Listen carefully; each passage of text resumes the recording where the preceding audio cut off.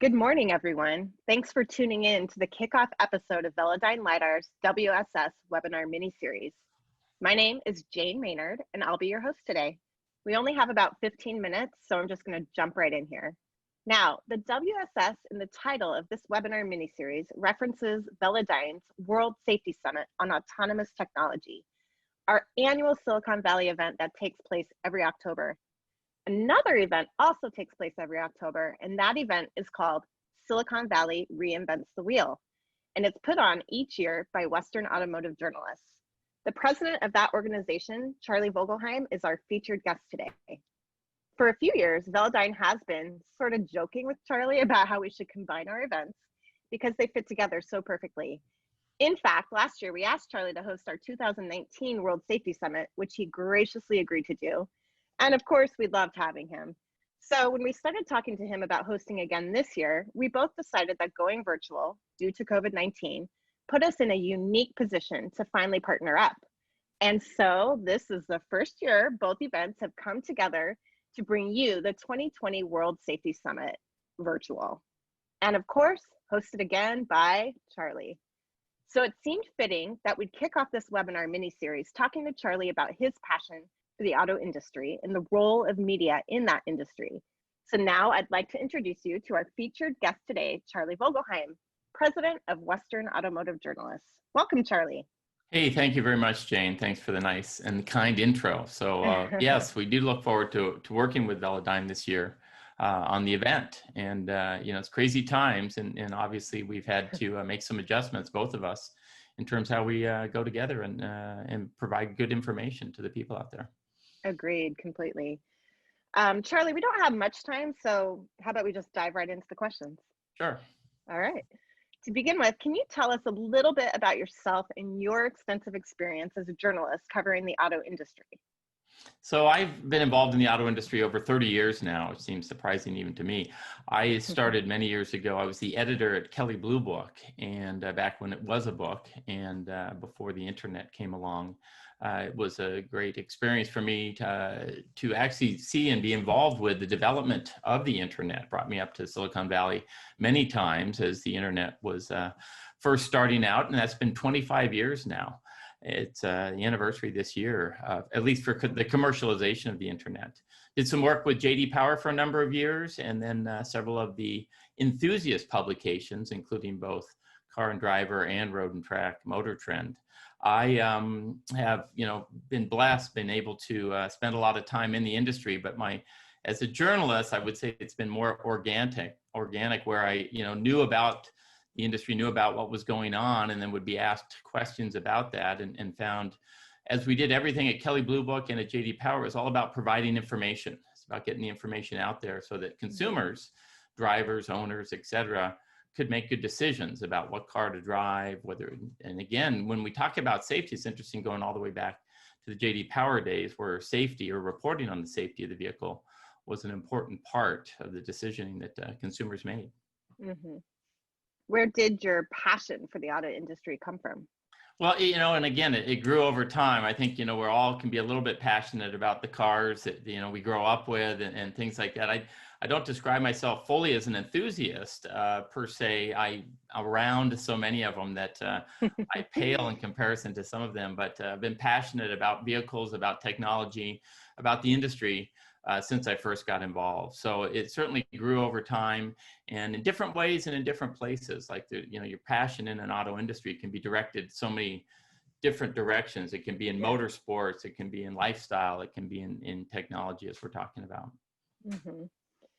So you're the president of Western Automotive Journalists, an organization whose roots formed in the Bay Area back in the 90s. So can you tell us a little bit about Western Automotive Journalists? Sure. It's a local press association specifically about automotive, as the name implies. And there's a number of regional press associations around the country that are similar to ours in different parts of the country. We are blessed here in the San Francisco Bay Area from an automotive standpoint. We have a rich automotive heritage and opportunity. We've got Sonoma Raceway to the north, Laguna Seca to the south. As I mentioned, if motorsports is your thing, you've got plenty of opportunities in and around here. we've got these beautiful, wonderful roads all around us. Again, going north through the wine country, south through the Monterey Peninsula, Big Sur, the California coast. You don't have to go very far east to drive the Sierras, the Sierra foothills. It's amazing. And so from an automotive culture, this was always a great place for an enthusiast or somebody that, again, just enjoyed the opportunity to drive the open road. You know, we can joke about some of the movies and things that were in the streets of San Francisco, a television show by that name. And of course, we witnessed Herbie the Love Bug to the Bullitt Mustang driving up and down the hills. So and then of course, one of the great automotive annual events back in the day when we had events was at Pebble Beach, an entire week of auto enthusiasts that came along from historic races at Laguna Seca that we would attend all the way down to the Concours d'Elegance in the Pebble Beach on the golf course. So saying that, the automotive journalists around here were an interesting and a pretty cohesive group, but we still wanted to come together and be able to organize and be around these events and know what was going on, whether it was a local Cars and Coffee to a major national, international event. And also we had the opportunity even to get together and as we would test drive cars and evaluate them, to put on our own events around that. So again, back in the 90s, we started doing that. And then going forward, as the technology changed in our own area here, and I know we're going to talk about that just a little bit, it gave us a chance to focus on this area. So from a heritage standpoint, you know, again, the journalistic trade has certainly changed. And I mean that in the way that media has changed. Back in the day, there were many newspapers in all of our communities. Some that we've lost include the Oakland Tribune, San Francisco Examiner, but you still think of the, you know, the Chronicle or the Mercury News, others out there that have changed over time. And as we've gone from, you know, again, the printed media, audio media through radio, and then of course video and television, the internet comes along and a lot of change has changed that way. And then of course, social media on top of that, the way we communicate, the way we get information, it almost became important for us to all understand that and how to best provide that information, how to share the kinds of things that we were learning. And that's been kind of the more recent role of the association, is just to make sure that we all understand the best ways to distribute the information that we have. That's great. So Charlie, as a journalist, what are your thoughts about how media reporting, specifically regarding autonomous technology, is shaping the perception of consumers? Well, once again, you know, I'll go back to this event that we're joining together here, Silicon Valley Reinvents the Wheel. This would be our 6th one. So, you know, when we first decided to do it, it was all about, you know, bringing information together around technology. And we had an event prior to that, and the technology of the day here, particularly out here in California, some of the mandates, some of the changes, some of the things that made our cars specifically different, was about alternative fuels. So as we were developing changes in alternative fuels, alternative power plants, there was, again, a large variety of opportunities. You know, obviously we have the internal combustion engine. Diesel actually was showing promise. There were changes in diesel engine. And then of course, electrification, alternative fuels from hydrogen to compressed natural gas, propane, things like that. And we wanted to bring the different manufacturers, the different developers together to kind of explain to us so that we, as a journalist, would have a better understanding of everything going on. Well, now, you know, come to today, and it's all about technology. And, you know, if we have time, discuss the reasons for that, but whether it's sensor development or computerization now, of course, technology is prevalent in the vehicles, and a big part of that is happening here in Silicon Valley, as so many of the manufacturers have labs here, that we needed to get behind that. So we, the journalists, as a group, would understand what was going on, where the important developments are, where they are, how far along we are. Both Western Automotive Journalists and Velodyne are based in Silicon Valley. What's your view on the role of Silicon Valley? It kind of ties into what you were just talking about in transforming transportation and the future of the automobile. Well, again, you know, Silicon Valley and transforming transportation, exactly off the title of our event, that was Silicon Valley Reinvents the Wheel to a certain extent. As I mentioned, every major manufacturer, most of the major suppliers have a lab right here in Silicon Valley. Obviously, it's a focal point for development in so many ways of technology, but transportation definitely maybe an offshoot of all of the aerospace development that we've enjoyed here for so very many years. Shout out to Mercedes. They opened a lab 25 years ago. They've been in Silicon Valley. And as we saw the developments happening and we saw everything going around it and being incorporated into the vehicle, the promise and the reality became something that we really wanted to understand. And that's why we have an event like we're going to have in a virtual form coming up in a couple weeks.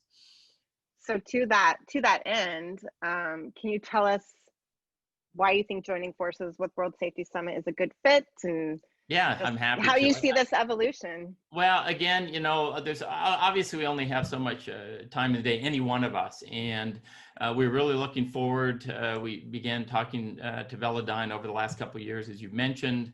If we're going to have events in and around the Silicon Valley, our intent from both of us is really just to provide information, to provide an opportunity to learn more, to get the word out on developments, safety, autonomous, et cetera, everything that goes towards that. Then, boy, this pandemic comes along, and it certainly makes sense to, continue the event if we can, which we're going to in a virtual world, and then to work together to combine, again, speakers, topics, and the voice of learning about what is going on about all of those aspects. Yeah. Okay, one final question. As host of the 2020 World Safety Summit, what are you most looking forward to about this year's virtual event? Well, you know what, as I do every year, obviously learning something new, learning something different. I'm a little frustrated that we don't get the opportunity to meet and greet with people. That's always been a great thing to do at WAJ, the Western Automotive Journalists, Silicon Valley Reinvents the Wheel. And we would meet every year at the Computer History Museum. And I want to shout out to them because, again, a testament to the technology development here in the Silicon Valley. And we hope to be back there in years future.